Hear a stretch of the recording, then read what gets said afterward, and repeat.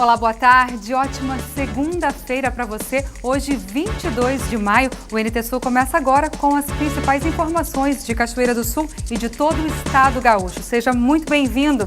Você pode participar do NT Sul de hoje pela internet em facebook.com/TV Cachoeira. O grande volume de chuvas registrado em Cachoeira do Sul no último sábado trouxe transtornos, mas não chegou a causar maiores prejuízos ou desabrigados, de acordo com a Defesa Civil. No sábado foi registrada queda de granizo, inclusive na cidade, mas sem maiores danos. Os níveis do Rio Jacuí seguem caindo, de acordo com o monitoramento, embora no dia de hoje esteja 1 metro acima do nível normal, com 19 metros. Em função dos estragos, a Secretaria Municipal de Obras focou suas ações em reparos em diversos pontos da cidade. No centro de Cachoeira do Sul, os funcionários concentraram esforços na recolocação de paralelepípedos, deslocados com a enxurrada. A professora Josi Rosa, 35 anos, foi eleita com 97% dos votos a nova presidente do Sindicato dos Professores Municipais de Cachoeira do Sul. Ela obteve 457 votos dos 470 válidos no processo eleitoral. A posse da única concorrente ao posto de presidente do CIPROM acontece nesta sexta-feira e o mandato é de 3 anos. Na vice-presidência, a professora Elaine Neto Paz, que esteve à frente do sindicato por 6 anos. A Procuradoria do município ingressou com recurso no Tribunal de Justiça tentando rever a decisão liminar do juiz Afonso Bierhaus, que garantia a permanência do Beer Bus na Praça Honorato, onde o proprietário do ônibus lanche comercializa alimentos há 1 ano e meio. O novo capítulo da batalha judicial deverá ser definido ainda esta semana, com a manutenção ou derrubada da liminar. A Procuradoria Jurídica do município de Cachoeira do Sul se apoia na legislação municipal que disciplina o comércio de ambulantes, considerando que não exista ainda dispositivos legais que regulamentem o funcionamento de food trucks no município. Visando atingir as metas mínimas da campanha de imunização contra a H1N1, a Secretaria Municipal de Saúde adotou uma nova estratégia, estendendo o horário de vacinação até às 19 horas nas 3 salas de vacinação que recebem maior afluência de público. Na última semana de campanha, a US1, que funciona junto ao INSS, a US4 no Centro Social Urbano e a US14 no bairro Marina, iniciam o atendimento às 7 horas da manhã e seguem até às 19 horas. 12:03 pelo horário de Brasília, 12:03. Você vai conhecer agora um jornal impresso que retrata a dura realidade de vida dos moradores de rua de Porto Alegre. O jornal também é um meio de denúncia da falta de estrutura e assistência a essa população. Numa esquina movimentada da cidade, o bem-humorado fotojornalista José Luiz vende o resultado do seu trabalho. A capa do jornal Boca de Rua tem uma foto dele. Muito obrigado pela atenção, um bom fim de semana para nós, amigo. Uma boa semana para nós, hein? Para fé. Já são 63 edições em 16 anos de história do jornal. Nesta, um perfil de página inteira sobre Paulinho, um morador de rua que foi assassinado na Praça da Matriz em março, e outra sobre incêndios em barracos usados por moradores de rua. José Luiz diz que conhece muitas dessas histórias, mas sobre algumas ele prefere calar. Relatos eu tenho, né? A gente tem toda hora, geralmente, né? O que o jornal fala, o Boca de Rua fala e os outros não falam. A realidade da situação da vida. O jornal também cobra as promessas feitas em edições anteriores pela FASC, a Fundação de Assistência Social e Cidadania, sobre o aumento de profissionais e do número de vagas em albergues. Não se tem albergues o suficiente para essa população e na realidade não tem assistência pela população de rua. Um jornal que trata como cidadãos quem a sociedade nem costuma enxergar. É contribuinte diário, ou mensalista, ou analista, né? Ele tem lá seu cachezinho ali, né? Tem lá onde guarda. E o camarada que mora na rua, ele não tem onde guardar, mas ele também paga, né? Ele também está pagando imposto, gente. Com licença, meu amigo. Colaboração com o trabalho do jornal feito. E amanhã, aqui no NT Sul, você vai ver a realidade dos moradores de rua de Cachoeira do Sul. A Secretaria do Trabalho e Ação Social do município começa a desenvolver um trabalho de inserção social com a população de rua. Veja um trechinho da reportagem especial que você confere na íntegra amanhã. Uns 30 uns 30 ou mais. É um pouco aqui, um pouco lá na praça de cima, um pouco ali em cima. Fora os que morreram, nosso, né? Fora uns que morreram. Aqueles que moram ou circulam pelas ruas ou praças centrais de Cachoeira do Sul conhecem a realidade uns dos outros. Eles já integram a paisagem, mas nem todos são daqui. Muitos não têm opção, outros estão na rua porque querem. Muitos dormem na praça, outros em casas abandonadas, como essas nos fundos da Praça José Bonifácio. E dorme aonde? Eu? É. Porque eu sei eu morri ali que fazia do porcão. É. Aí o porcão morreu, quando eu saí do velório do porcão, eu cheguei ali, tinha botado as minhas coisas tudo, levaram fora, lá pro lixão.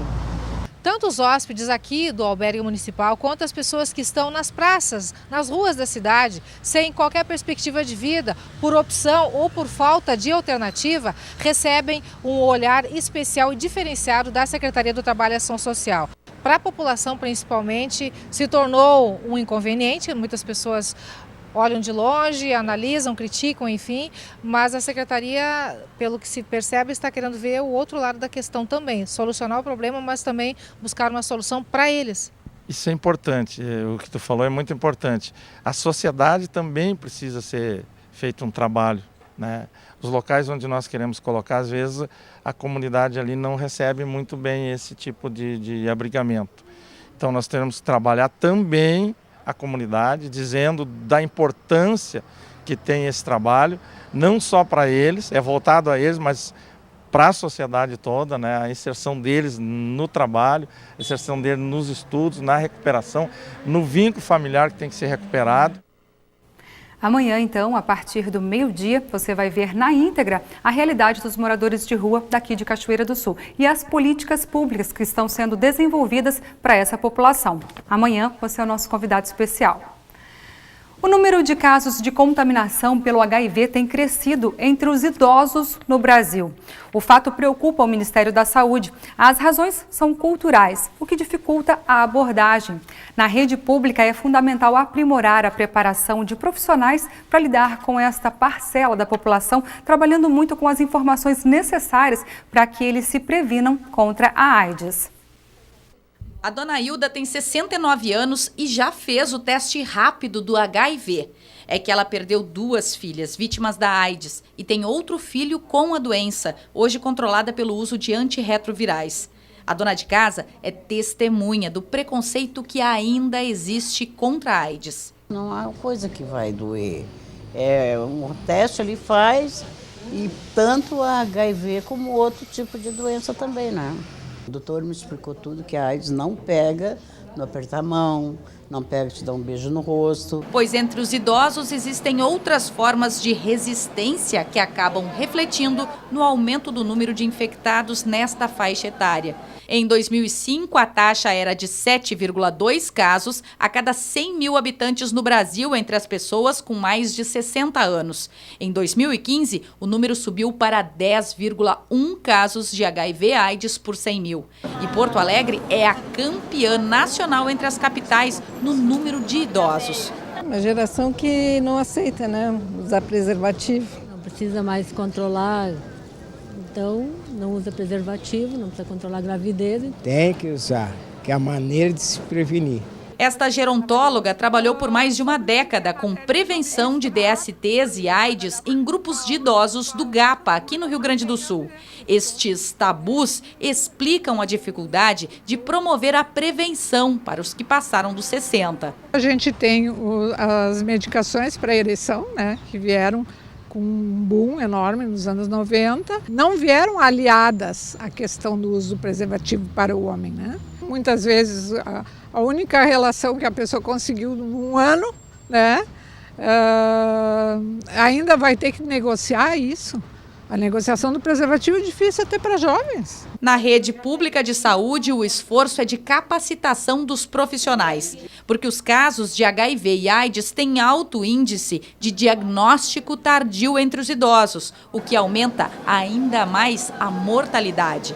O próprio vírus leva a um envelhecimento celular, e esse envelhecimento celular, então, ele vai ser muito mais grave pelas próprias comorbidades e também por uma resposta diferente aos antirretrovirais. Muitas vezes o idoso chega a uma unidade de saúde com sintomas que podem ser de uma infecção por HIV e as pessoas confundirem isso com o próprio processo de envelhecimento. Lembra da dona Hilda, que já fez o teste rápido? Ela participa de um grupo de idosos da FASC, na Zona Norte de Porto Alegre. 20 idosos que se reúnem para atividades como música, leitura, cinema e também para a troca de muita informação. A gente fala muito sobre saúde, diversos assuntos de saúde. Isso é muito bom, né? O assunto de hoje foram as doenças sexualmente transmissíveis. E o pessoal não teve vergonha de dar opinião e fazer perguntas. Assim, tiraram várias dúvidas sobre transfusão de sangue, contágio e prevenção. A dona Carolina conta que este é um assunto, inclusive, abordado na família. É outra época, mas tem que usar preservativo. Tem que usar, claro. A minha filha chega a dar para o meu sobrinho. Claro, porque eles não... Às vezes eles estão no lugar, numa festa, sem camisinha. Aí é brabo. Fui casada há 50 anos, meu marido morreu, estou virgem.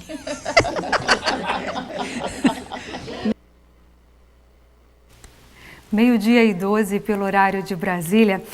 Lembrando que nós estamos ao vivo pelo Face e você pode participar do NT Sul de hoje em facebook.com/TV Cachoeira. No Jornal ao Vivo de hoje, você deixa lá sua mensagem pra gente, daqui a pouquinho eu vou ler, tá bom? Bom, o procurador jurídico de Cachoeira do Sul, Leonel Slomp, espera poder negociar a dívida do FAPS, o Fundo de Aposentadoria dos Servidores Públicos, em 200 parcelas.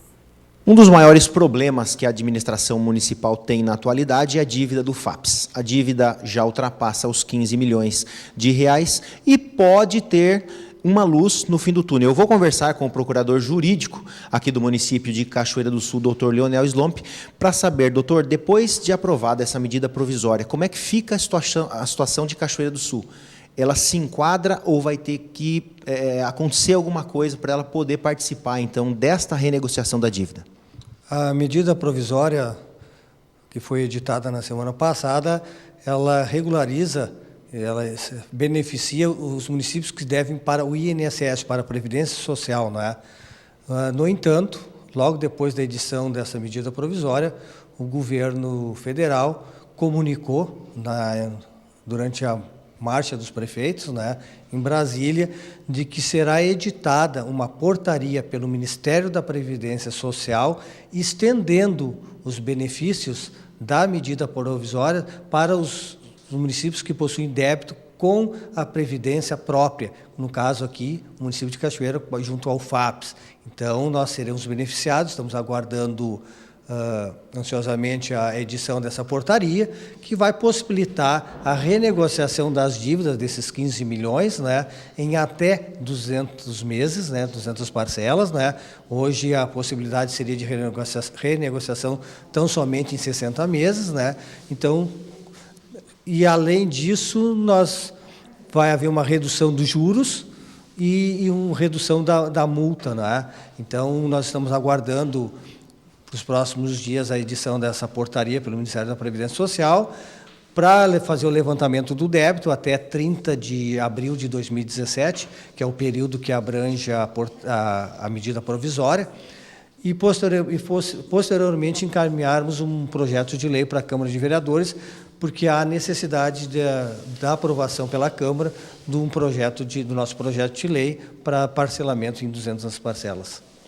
Hoje, essa dívida do FAPS, ela é parcelada em alguns parcelamentos. Todo esse valor, ele vai poder ser parcelado em um único parcelamento? A medida provisória, ela possibilita a renegociação. Então, como a gente ficou sabendo pela imprensa nacional e pelo que eu ouvi, vai haver a possibilidade, sim, de uma nova renegociação. Então, aquelas dívidas que foram parceladas em 60 meses e 90 meses, que estão em tramitação da administração passada, nós poderemos colocar tudo no mesmo pacote, junto com o débito desses de 15 milhões, né, e eventual débito desse período da atual gestão, e parcelarmos tudo em 200 vezes. Já chegou a um valor aproximado desse débito dividido em 200 vezes? Eu pedi para a Secretaria da Fazenda elaborar esse cálculo, né, e estou aguardando que eles, tão logo cheguem na Procuradoria, nós já vamos deixar o projeto de lei pronto para encaminhamento, mas vai ser em torno dos 16 milhões, 15 milhões por aí, com certeza. 12h16 pelo horário de Brasília, nós vamos para um rápido intervalo. A seguir eu falo aqui das participações no Face, você também é convidado a participar. facebook.com/TV Cachoeira. E a seguir, prefeito de Cachoeira do Sul tenta evitar improbidade administrativa por falta de fiscalização sanitária. E falamos ainda sobre a grande neurose da atualidade, a depressão. Nós voltamos em instantes. Já estamos de volta, 12h19 pelo horário de Brasília. Obrigada, pessoal, que está participando conosco aqui pelo Face. Paula Moraes Culens, Ayrton Rodrigues, Jorge Foquim, Lúcio Veira, Dinara Borba, Luísa Amengual, Alex Kegler, Carla Fagundes, deixa eu ver quem mais, Kellen Wagner Lopes, a Dinara e a Lúcio Veira. Obrigada pela participação, pelo carinho, pela companhia de vocês, viu? Gente, o prefeito Sérgio Gnatti esteve reunido hoje pela manhã com representantes de diversas secretarias, órgãos de vigilância sanitária e fiscalização do município. A reunião foi solicitada pelo prefeito após a ação do Ministério Público apreender grande quantidade de alimentos vencidos e sem procedência na semana passada. A Prefeitura Municipal foi chamada pelo Ministério Público a prestar esclarecimentos sobre a falta de fiscalização ao longo de 4 meses, segundo apurou a promotora Débora Becker. O prefeito municipal Sérgio Gnatti, alertado da deficiência que resultou na alta quantidade de alimentos apreendidos, tratou de adotar medidas que revertam a situação e, por conseguinte, evite responsabilizações civis mais severas por parte do Ministério Público, que chegou a citar improbidade administrativa. A partir da reunião que nós tivemos sexta-feira à tarde, junto com a promotora do Ministério Público, no fórum local, onde estava presente o meu procurador jurídico e o meu secretário de Indústria e Comércio, para que nós tivéssemos os esclarecimentos e o que nós iríamos fazer a partir de então. A promotora colocou a sua posição de que, como a responsável por essa parte, por essa questão dos produtos que são comercializados, que são industrializados, ou melhor, são feitos em Cachoeiro do Sul, são manufaturados em Cachoeiro do Sul e que são distribuídos para a nossa população e para a região. E o que nós teríamos que fazer? O que a lei obriga o prefeito municipal e os seus fiscais, os seus secretários, os seus fiscais, a agirem de acordo com a lei. E nós fomos bem claros, e a promotora também, que nós devemos nos reunir com os fiscais das secretarias afins de todo tipo de fiscalização ou de irregularidades que, porventura, estejam ocorrendo, para que nós, daqui para diante, se faça um grande esclarecimento para a população, principalmente aqueles que são os pequenos produtores e os grandes produtores também, e aqueles que comercializam os produtos, não só os pequenos, mas também os grandes, haja vista a apreensão em mercados de redes grandes aqui em Cachoeira e na região, e isso está ocorrendo em todo o estado. Então, daqui para diante, com todos os fiscais presentes, com os secretários presentes, nós vamos começar uma grande campanha de esclarecimento à população, não só os da cidade, mas também do interior, para que sejam adequados às suas instalações, aonde eles produzem os seus produtos para depois comercializar. Então, a Prefeitura, a partir de agora, nós vamos partir para uma grande campanha de esclarecimento para que todas as pessoas que têm interesse em continuar no seu comércio, que se adequem, que sejam as pessoas, que sejam as suas empresas, pequenas empresas, que sejam os seus ambientes de produção dos produtos, sejam adequados para que a população não tenha problema de saúde. Uma das coisas mais mais graves que a gente viu nisso tudo, além do comportamento, né, dos estabelecimentos, né, dessa falta de vigilância dos estabelecimentos, quanto à validade dos produtos, por exemplo, né, a falta de adequação deles, do objeto do seu alvará com a atividade exercida, né, mas o que mais preocupa mesmo é o cenário assim, de total falta de fiscalização municipal. Porque os estabelecimentos que a gente visita, é muito claro que eles não são fiscalizados. Eles nos dizem isso, a gente constata isso, essas denúncias chegam até aqui sempre com essa informação. Né? E aí a certeza da falta de fiscalização, da falta de prevenção, da falta de orientação, da falta de esclarecimento, informação, a ausência absoluta de qualquer forma do próprio empresário realizar um trabalho sério, aliada à certeza da impunidade, faz com que a gente tenha esses absurdos como a gente teve hoje de um funcionário da prefeitura lotado numa secretaria de agricultura, né? Uma pessoa com formação de nível superior, um órgão técnico, uma formação técnica, está desempenhando essa atividade de forma totalmente irregular há tanto tempo, anunciando em redes sociais, vendendo abertamente na cidade, certo de que não só não seria fiscalizado, como jamais seria punido.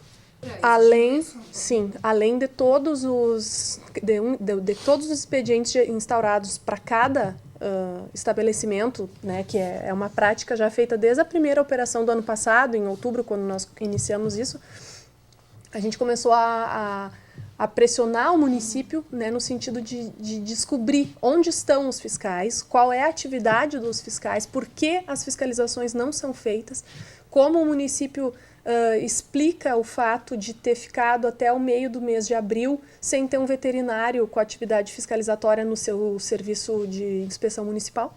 Né? Como é que ele explica os abates realizados no município pelo SIM se ele não tinha um fiscal para acompanhar isso? O prefeito municipal não esclareceu a ausência de fiscalização e tampouco a falta de médico veterinário como apontado pela promotora, limitando-se a dizer que não se trata de situação recente. Em uma das falas, a promotora alegou a falta de fiscalização já há mais de 4 meses. O prefeito tinha ciência disso e também da falta de um médico veterinário no serviço de inspeção municipal? A promotora, bem da verdade, ela falou que sempre havia essa dificuldade de fiscalização. Ela não especificou 4 meses, 1 mês, 3 meses, não. Ela especificou que realmente Cachoeiro do Sul foi apontada pelo Ministério Público Estadual de que aqui as ações elas não eram aquelas que deveriam ser feitas. E a partir do momento em que o prefeito municipal, Sérgio Gnatti, e seus secretários, nós fomos até o seu gabinete para tentarmos nos adequar, e vamos nos adequar à lei, ficou bem claro que tudo aquilo que for indispensável, todas as ações que foram, e junto com os profissionais, seja com veterinários, seja com agrônomos, seja com pessoas adequadas lá do nosso Departamento de Vigilância Sanitária, todos eles estarão aptos a fazer esse tipo de fiscalização após os esclarecimentos totais, com o tempo das pessoas se adequarem às normas vigentes.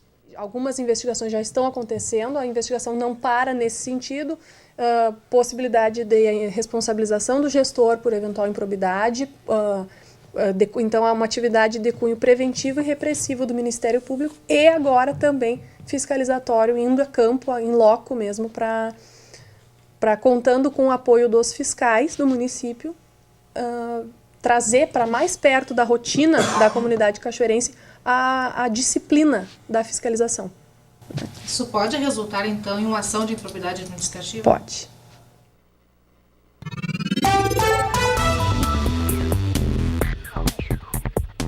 Segunda-feira de sol com nuvens durante o dia em Cachoeira do Sul. As nuvens aumentam no período da tarde. Não há previsão de chuva para hoje. As temperaturas ficam entre 10 e 21 graus. A terça-feira será de sol com muitas nuvens durante o dia, períodos de céu nublado com chuva a qualquer hora, mínima de 13 e máxima de 22 graus. A quarta-feira também será de sol com muitas nuvens durante o dia, períodos de céu nublado com chuva a qualquer hora. As temperaturas ficam entre 17 e 25 graus. Confira no mapa como fica o tempo hoje. Sob o ar mais seco e de alta pressão, o sol aparece nesta segunda-feira no Rio Grande do Sul. No decorrer do dia, se espera o ingresso de uma grande quantidade de nuvens que podem deixar o céu encoberto em grande parte do estado. Durante a tarde, as marcas devem subir, deixando o clima ameno em boa parte do Rio Grande do Sul. Durante a tarde, as marcas devem subir, deixando o clima ameno. Na capital, Porto Alegre, a máxima prevista é de 23 graus. Em Uruguaiana, na fronteira oeste, também 23. Em Passo Fundo, no norte do estado, e em Santa Maria, na região central, 22 graus. Para o litoral norte, Tramandaí e Torres, 20. Em Pelotas e Rio Grande, no sul do estado, 22 graus. Nós vamos conversar agora aqui no NT Sul sobre a grande neurose contemporânea, a depressão. Para falar sobre esse assunto, eu recebo Luiz Henrique Ramalho Pereira, ele que é psicanalista e professor mestre de psicologia. Boa tarde, seja bem-vindo ao NT Sul, doutor. Obrigado, Darcy. Obrigado, boa tarde. Bom estar com vocês aqui. Com certeza, para nós também. Por que a depressão é a grande neurose contemporânea? Olha, por dois grandes aspectos, assim. Primeiro, o aspecto central é o quanto nós produzimos uma série de aniquilamentos psíquicos, né? A depressão veio como um grande confronto com a sociedade contemporânea, né? Ou seja, eu diria que a depressão é o grande fracasso do sujeito na sociedade. Ou seja, o sintoma mais frequente, e isso a Organização Mundial de Saúde alerta, né? A depressão sendo violentamente um sintoma contemporâneo porque o sujeito não consegue reagir às pressões da nossa sociedade.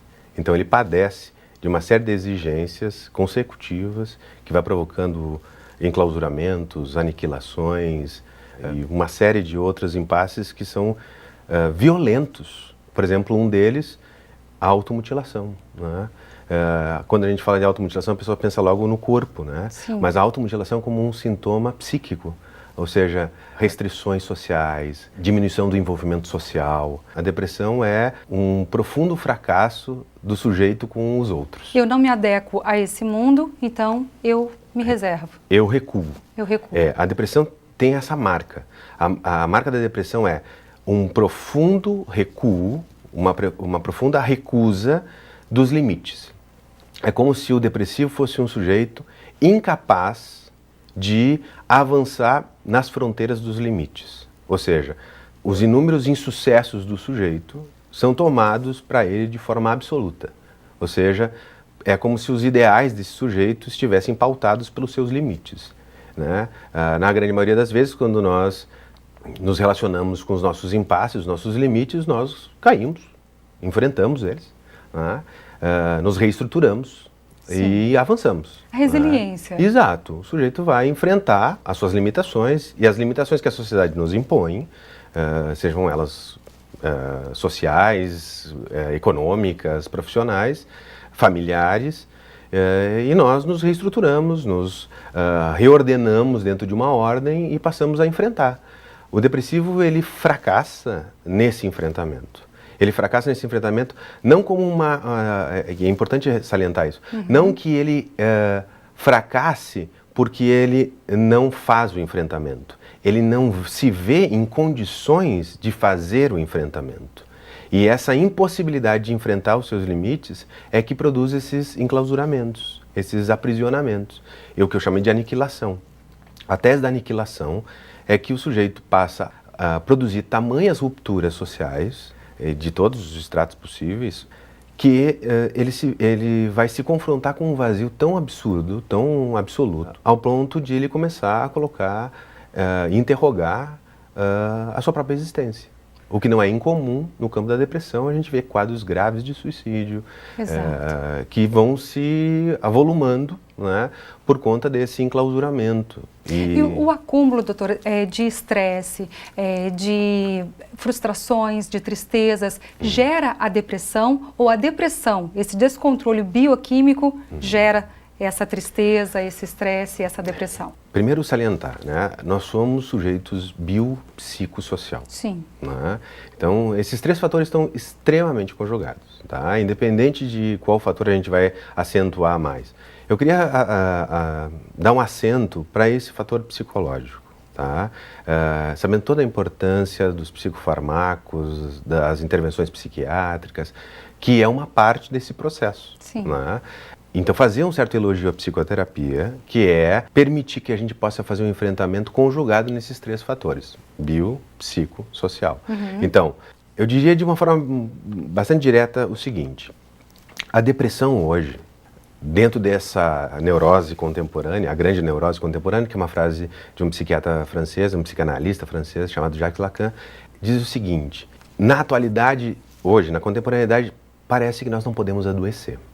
Sim, se não principalmente psiquicamente. Fundamentalmente, porque primeiro que isso vira um impasse da improdutividade, ou seja, Sim. nós recebemos o rótulo de improdutivos, mesmo que nós venhamos a nos reposicionar.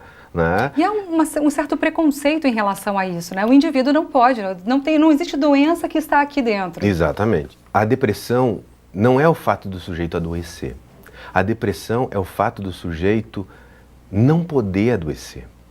Ou seja, o depressivo é um sujeito que se enclausura porque ele não pode adoecer frente aos impasses contemporâneos. Então, quando ele nega a sua própria condição e a sua própria impossibilidade frente ao mundo, frente à sociedade, à profissão e assim por diante, ele vai fazer uma negativa dele. E esse é um passo fundamental para a gente delimitar o campo da depressão, que é, quando eu nego a possibilidade de adoecer, eu gero doença. Ou seja, se eu não tenho condições de enfrentar a saída que já se tornou incomum, é que, bom, eu padeça, né? Olha, eu não consigo enfrentar, eu padeço. Sim. Se eu não posso mostrar que padeço, o que eu faço é, eu me retiro do âmbito social. Então é comum a gente ver quadros depressivos graves em que o sujeito passa enclausurado meses. A família tentando fazer com que ele interaja, principalmente jovens, assim que a gente vê hoje quadros reais de jovens que têm inúmeros amigos no Facebook, mas não conseguem fazer amigos na escola ou na faculdade. E veja, não estou dizendo que essas pessoas que têm essas relações são depressivas, estou dizendo que esses são indicadores de enclausuramento social, porque é mais oneroso, me custa muito mais ter relações efetivamente presenciais. Essas relações presenciais me custam caro porque eu tenho que me expor. E ao me expor, eu tenho que mostrar os meus limites, as minhas insuficiências, as minhas dúvidas. E aí, portanto, eu fracasso. Quais os principais sintomas? Olha, eu diria que a mudança de humor, né? Sujeitos que não tinham um histórico. É importante salientar isso. Quando eu falo assim, o adolescente fica muito tempo no quarto, tal, pode ser um diagnóstico de depressão? Pode, mas isso é um fator do adolescente. Mas a questão é qual é a capacidade dele ter de troca dentro da família, né? Não é quanto tempo ele fica no quarto, mas é como ele troca com a família. É muito mais uma questão de como a família percebe a posição dele, por exemplo, ou de um pai que, por exemplo, teve um fracasso no trabalho, na vida social dele, e que esse sujeito deixa de habitar alguns campos, por exemplo, que ele habitava, por exemplo, laços sociais, dentro de clubes, eventos e tal. Eles rapidamente se torna um sujeito recluso, né? Um sujeito muito vulnerável, extremamente vulnerável, né? Dependendo do que acontece, ele explode, chora. O depressivo, ou ele é hipervigilante, né? Ou é um sujeito absolutamente enclausurado. Ele se torna hipervigilante porque ele parece evitar qualquer tipo de interpelação sobre a sua doença. Então ele se torna hipervigilante porque ele não quer que a pessoa interpele ele como é que ele está, não quer que ele se explique, na verdade, né? Essa é uma das questões, né? Por exemplo, é óbvio que pessoas que passam por um luto e que têm indicadores muito parecidos com esse que eu acabei de dizer, sintomas muito semelhantes a esse da depressão, não queiram ser interpelados sobre a sua condição de luto, né? Mas é diferente quando a gente se refere à depressão, porque a depressão é uma suposta perda sem que haja um objeto perdido. Ah, sim, não tem nada externo. Não tem algo externo. Então, a semelhança entre o luto e a depressão, por exemplo, né? O luto é uma perda real, factual, histórica, em que o sujeito tem que lidar com o desaparecimento de um objeto amado. Sim. E isso vai produzir sintomas da mesma magnitude, às vezes com a mesma semelhança. Porém, a depressão é uma perda suposta de um objeto do qual ele não perdeu. Não perdeu. Ou seja, é como se ele tivesse perdido algo, mas é algo nele. O depressivo perdeu algo nele. que ele não consegue recuperar. E que ele não sabe também o que é. E é por isso que é tão difícil a psicoterapia com o depressivo. Porque o tempo da depressão na psicoterapia, por isso a importância do trabalho conjugado com a psiquiatria, por exemplo, porque o tempo do depressivo, ele é outro. O depressivo tem um tempo exterior, nas relações, muito lento. Mas internamente ele tem um tempo que anda muito rápido. Acelerado. E muito acelerado. Por quê? Porque a cada minuto que passa, ele vai se havendo cada vez mais, com mais intensidade, com isso que é a perda. Ou seja, com esse esvaziamento que ele tem. Inclusive a ansiedade, ela gera depressão. Exatamente. Quando a gente fala de ansiedade, por exemplo, a gente pode aproximá-la da tese do estresse, que eu acho que é interessante, porque o estresse é também um elemento contemporâneo presente demais, né? Tá por aí. O que é o estresse? Que não uma forma do sujeito se defender da pressão do mundo. Sim. Né? Ou seja, o estresse, na verdade, é uma forma de eu encontrar mecanismos físicos, psicológicos, sociais, de me defender das pressões externas. De dar conta daquilo que eu preciso. Do que está ali. Né? A depressão é uma defesa da mesma magnitude do estresse, porém de uma profundidade maior. Por quê? A profundidade maior é que o sujeito que está passando por um processo de estresse, ansioso, angustiado com as suas questões, ele faz um enfrentamento com a vida que não prevê um enclausuramento. Né? Provavelmente o sujeito que está passando por um estresse, um grau de ansiedade, ele tem quadros físicos, taquicardia, sudorese, insônia, tal, mas que não são impeditivos para a sua autodefinição, ou seja, ele não se deprecia na sua posição. Sim. Ele se vê sobrecarregado e ele tenta enfrentar isso, e é por isso que ele se vê de uma forma muito diferente do depressivo. Luiz, no caso do luto, a gente voltando um pouquinho, como diferenciar aquele período de luto, em que tem o período da negação, que tem o período que não, tá tudo bem, até a tristeza profunda de uma depressão? Tá. Importante salientar duas coisas. O ser humano vive socialmente uma série de inadequações. Tá? Ou seja, inadequações porque nós temos limites relacionais. Tá? Então, ou seja, o que eu estou tentando dizer é, o meu fracasso no trabalho, o meu fracasso na família, o meu fracasso como pai, como profissional e assim por diante, incide numa espécie de mal-estar. Ou seja, nós tentamos nos relacionar com a sociedade, mas a sociedade sempre quer mais de nós. E quanto mais a gente tenta responder, mais eu vejo que eu tenho limites. Então é normal que eu me entristeça. A tristeza é algo da natureza humana, ou seja, eu não consigo, eu fico triste porque eu assisto coisas que eu não gosto, eu presencio coisas que me ferem, e isso é extremamente salutar. O sujeito que pode ter alegrias e pode também ficar triste. Sim. Né? Tem uma frase que eu sempre me lembro quando eu falo disso, de tristeza, eu sempre me lembro de uma frase do Freud, que o Freud diz uma coisa que eu acho genial. Ele diz assim, na grande maioria das vezes nós somos infelizes. Poucas vezes na vida nós somos felizes, mas é porque nós somos, na grande maioria das vezes, infelizes, é que nós sabemos o valor da felicidade. Sim. Porque se nós só vivêssemos a felicidade, nós daríamos pouco valor a ela. Né? Então, a felicidade é uma condição, a infelicidade e a felicidade são condições humanas. Então, a gente precisa enfrentá-las na sua medida. Primeiro, então, a tristeza é um elemento extremamente da ordem humana. Né? Segundo, ela se diferencia brutalmente de um quadro de luto e de um quadro de depressão. Tá? Primeiro, porque a tristeza ela é esporádica, acabei de falar disso nesse sentido, que às vezes nós somos e às vezes não somos. Né? A depressão, então, ela não tem esse caráter esporádico. Né? Nós temos, por exemplo, quadros ideativos, ou o que a gente chama de ideação suicida, que passam no limite da tristeza. São elaborações ideativas, são representações mentais que nós temos, em que nós orquestramos o perigo do fim. Né? Ou seja, nós pensamos desejamos a morte. Nós vamos em direção a orquestrar uma ideia de mortificação. E esse desejo à morte não é necessariamente a pessoa, olha, eu quero morrer, mas eu quero me livrar dessa dor, dessa tristeza profunda que me amargura e que não me deixa ver um mundo colorido. Porque eu já ouvi casos em que pessoas relatam, depressivos, relatam que o mundo parece que é cinza, que não tem cores, que não tem alegria, que não tem brilho. É isso? Eu diria que entre pessoas que não passam por processos depressivos, nós também temos dias cinzas. Claro, né? Sim. A questão é que às vezes o domingo é ensolarado e é bonito.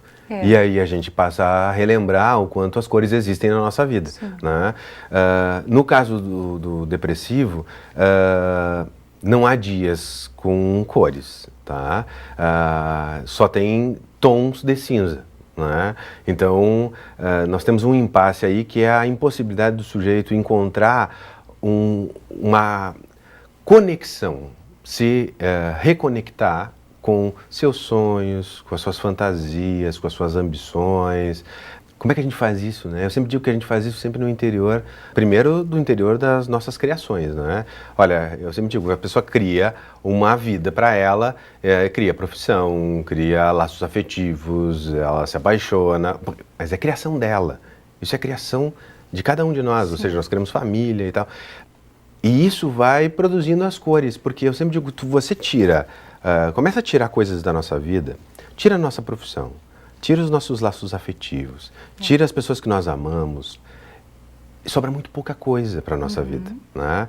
Então, eu me refiro a isso porque o depressivo, ele sente que essas coisas se esvanecem, são efêmeras, elas desaparecem. No caso do luto, não fazendo referência à tua pergunta, o luto, algumas coisas desaparecem, reais. Algumas coisas? Reais desaparecem. Por exemplo, se eu tenho uma perda de um filho, e esse filho me dava tudo isso, sonho, alegria do domingo ensolarado, o churrasco do domingo, a felicidade do Dia das Mães na escola. Quando isso acontece, que é a perda desse representante de toda essa felicidade, ele não só vai, como ele leva tudo isso junto. E quando ele leva isso tudo junto, é difícil realocar coisas. O luto é um profundo buraco que existe na vida do sujeito, mas um buraco real.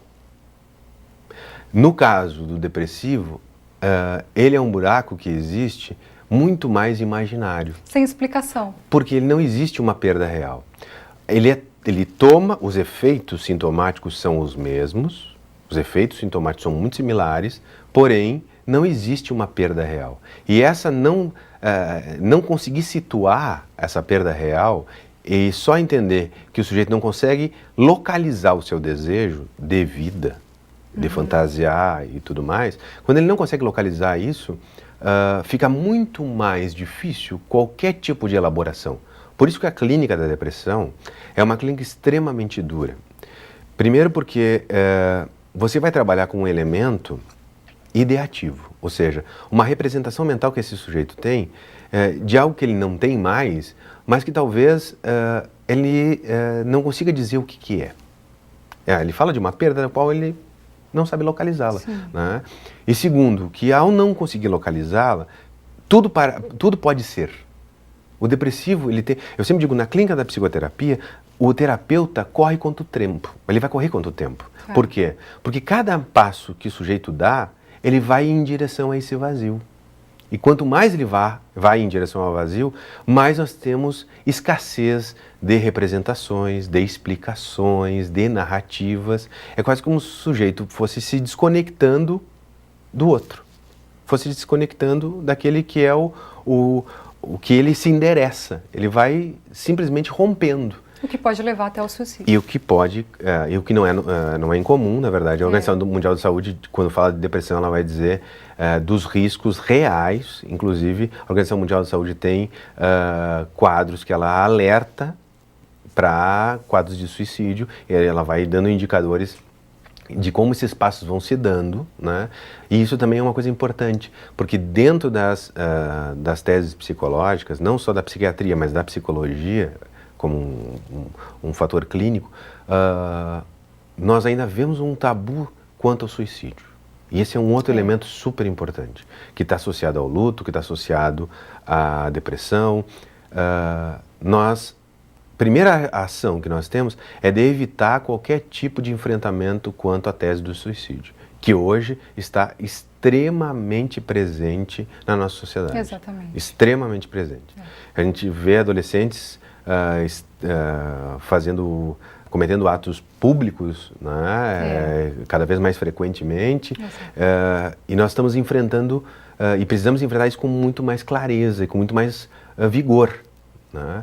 E enfrentar a tese do suicídio, cada vez mais é uma tarefa nossa. Esclarecer, tirar isso de um campo mítico, do tabu, é muito mais nós alertarmos as famílias, escutarmos essas pessoas que estão passando por casos graves. Por exemplo, você sabe que eu trabalho em Santa Maria.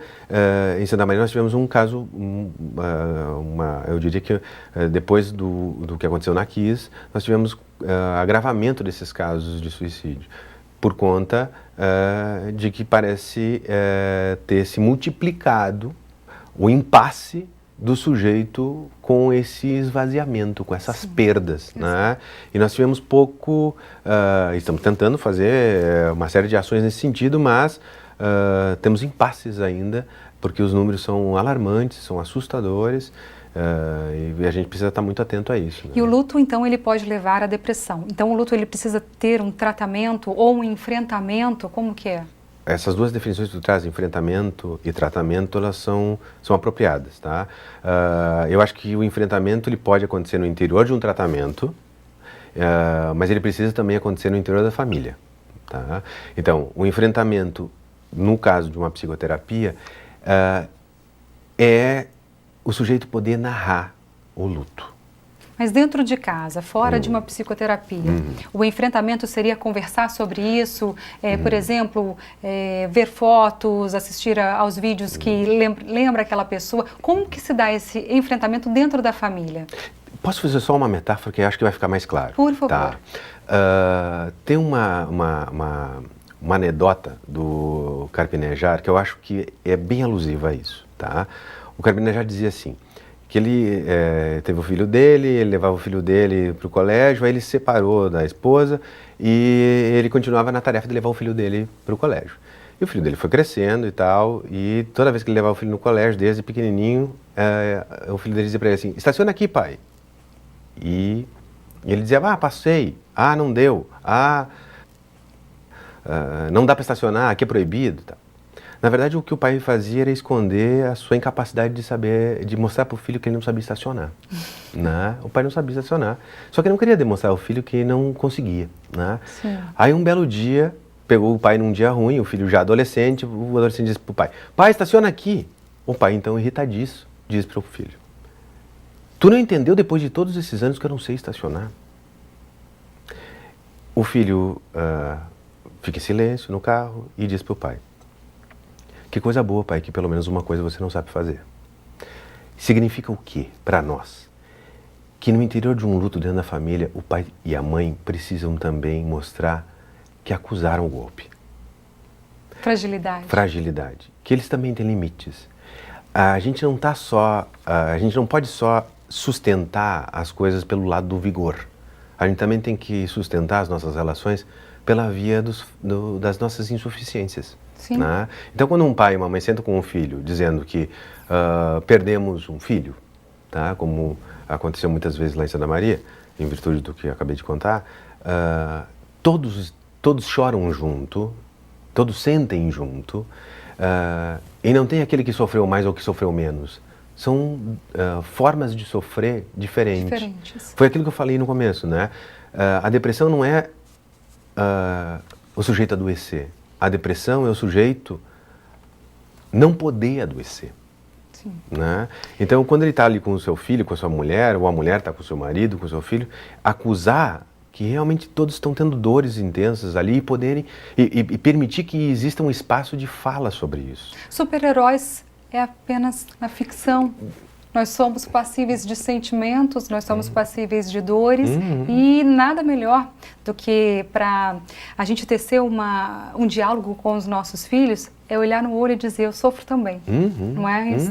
É, exatamente. Eu acho que a gente pode ser mais frágil, às vezes, com o filho, com a mulher com o marido, com os seus filhos, porque eu digo que a gente também ensina a humanidade.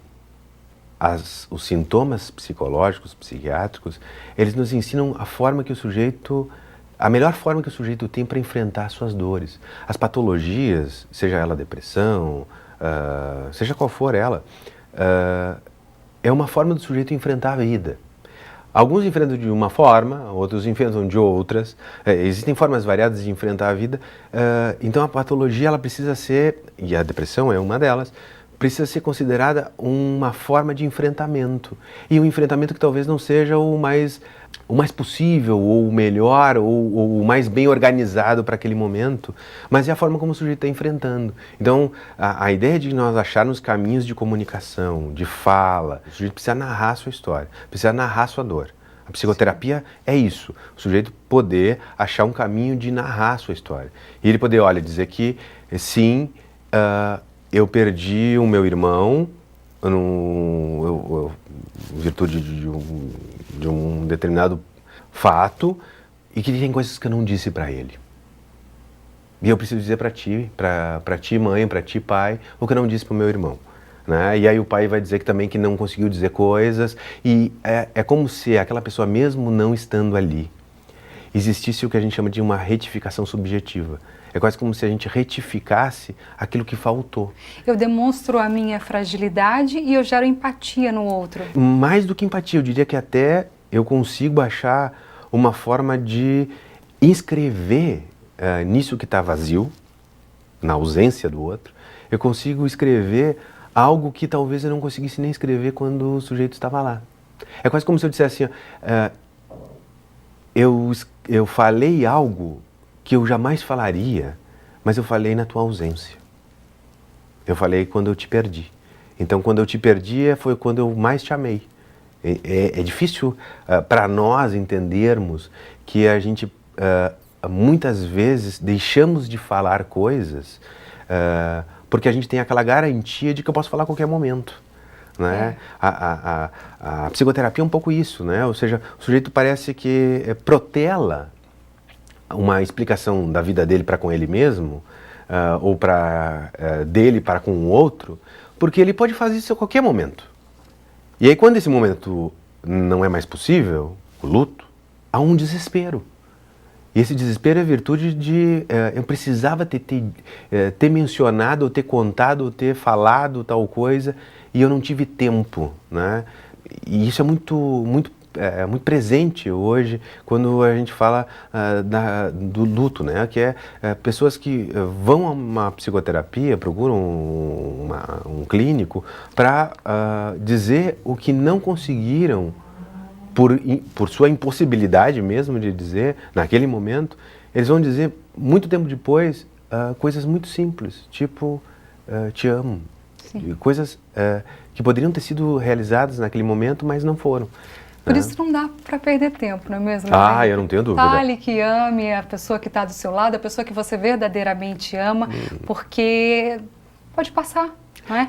Para o luto, e também pode evitar aí uma depressão de alguém que esteja aí na tua convivência e de que você pensa assim, fulano está fazendo o corpo mole, fulano precisa se automotivar, mas não, às vezes a gente precisa de um abraço, de um olho no olho, de dizer que ama, de entender, de ter um pouquinho de empatia, de se colocar no lugar do outro e saber que nós somos passíveis tanto de erros quanto de emoções tão fortes que às vezes nos aniquilam. E a família, os amigos, são primordiais nesse momento. Não há dúvida, não há dúvida. Eu quero te agradecer, porque eu acho que foi uma verdadeira terapia aqui no NT Sul hoje, viu? Obrigado, agradeço a oportunidade e preciso dizer que a gente precisa falar mais disso. Sim. Tornar isso público, e quanto mais pessoas estiverem esclarecidas, a gente tira essa marca tão terrível que é a depressão hoje, né? A sociedade precisa enfrentar isso, não com rótulos, E saber que é uma doença, sim. Muito séria. E que precisa de tratamento e de apoio. Muito obrigado, Tarsi. E eu que agradeço. Bom, nós ficamos por aqui. Cuide-se e cuide de quem está do seu lado também. Uma ótima tarde para você. Tchau.